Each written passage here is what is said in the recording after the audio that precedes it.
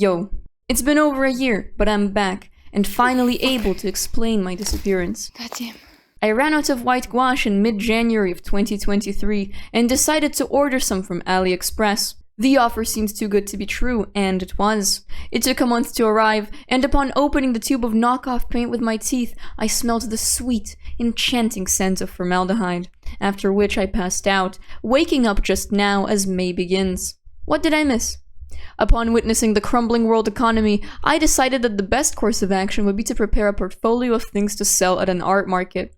Don't worry, the prices will be adjusted to the Balkan standard. You can always trust an ex-socialist country's prices to be reasonable. But I digress. I decided to start things off with a nice sticker pack. First of all, I fucking love forget-me-nots. It's an issue of mine. It's terminal. I also love pixel art to death, so I thought, why not combine the two, you know? You know those pixel artists that make their sprites so big it's no longer pixel art and it's just regular art? No, officer, you don't understand. I found him like this, stabbed in the back 17 times. I'm not sure how it happened. Now, we're going hardcore. We're going with a 42 by 60 pixel canvas size. This is to actually, challenge myself to make accurate, readable, but small pixel art, which is what pixel art is, in essence. I'll be honest with you, I just jumped right in. I always get too excited to draw and then suffer the consequences. I used the reference and did my best to match the colors, sometimes resorting to color picking, because I hate those yellows that are yellow but also gray. I took my time to not do those things that piss pixel artists off, like using completely black and having awkward pixel placements. And you know, it's almost like you should listen to advice professionals give you or something,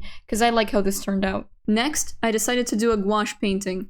These are purple river daisies and I love them. We are gonna do a very basic but satisfying composition, just a bunch of these against a leafy backdrop, because that's sexy. These kinds of paintings have a lot of wet-on-wet painting involved, so I stretched some watercolor paper with bulldog tape, because painter's tape here is about as physically strong as I am. By the time this shit dried, it was the afternoon, so I just spent my time planning the painting. I did my first layer that day, leaving the rest for tomorrow.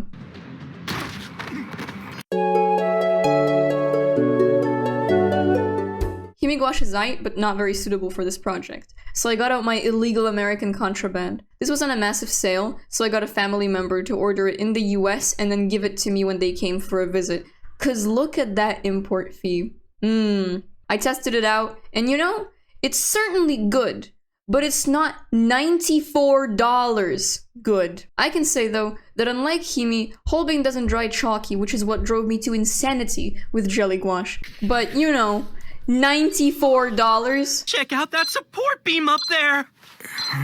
I'm sorry, but the inherent anxiety I feel, knowing that I literally lose money with every brushstroke I lay down, is not worth it. The next thing on my radar is definitely Arteza gouache, which I heard good things about, and is not literally $17 per 15 milliliter tube.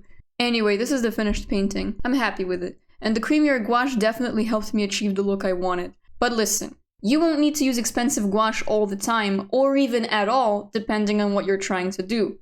You can save money and develop an interesting workflow by using watercolor or your cheaper gouache for the sketch and underpainting, for example. You just need to know what you want to achieve, and I can't help you with that because, you know, I'm not you. However, I am a professional, business-oriented female entrepreneur who knows what the people want. And the thing that unites all the Balkan nations together, despite everything, is an endless, ceaseless craving for paprika peppers. People here love this shit. I went to a green market and got these photogenic peppers to paint and then turn into stickers.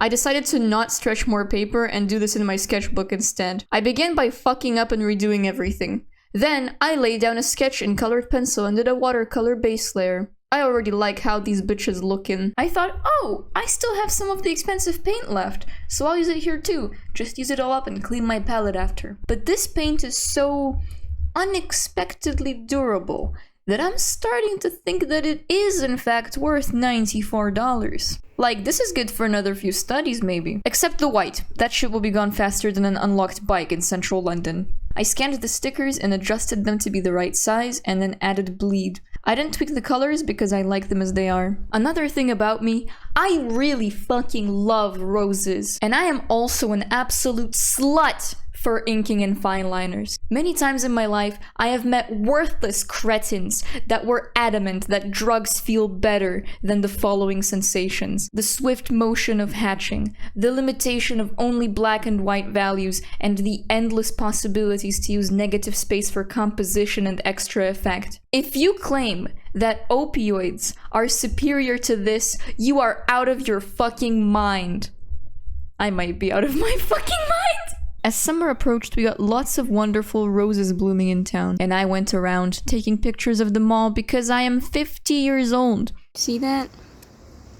That's some good shit right there. I decided to ink a few roses in several different formats, using these images as reference. Inking is extremely daunting and insanely hard to master. However, look at this montage of me filling the negative space with pure black, and don't tell me that you're not a little bit aroused right now. It is high time to let passion drive you than fear stop you, so by all means keep drawing even if it's difficult. There will be a time when you realize that you've come far.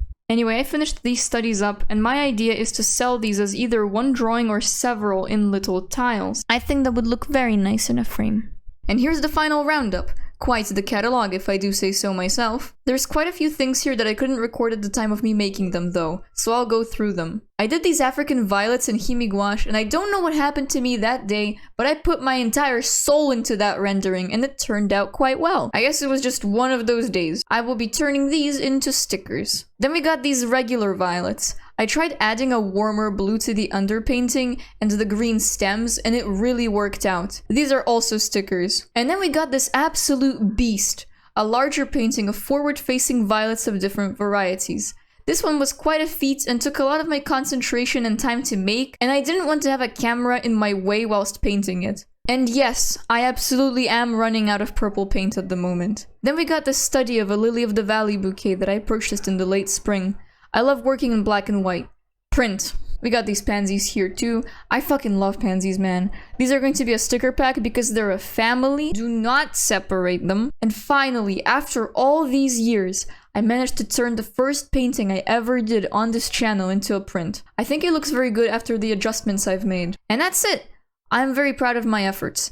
It will take far longer to print and cut these all up and pack them nicely for the market, so I decided to exclude the process from this video, or else it would take even longer to make. I will keep you updated about any future things, but it is quite hard at the moment, seeing as I'm a full-time university student for an unrelated subject right now. Whoever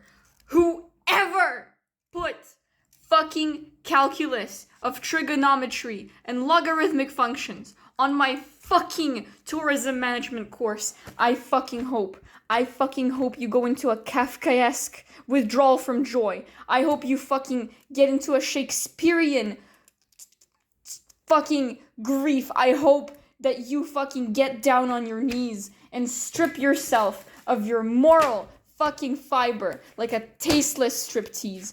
I fucking hope that the specter that you produce after your untimely demise will fucking torment the life of the next person who decides to fucking do this to me. But what can you do? Anyway, thank you for watching. I hope you're pursuing something you love right now. See you next time, but I have no idea when. Bye!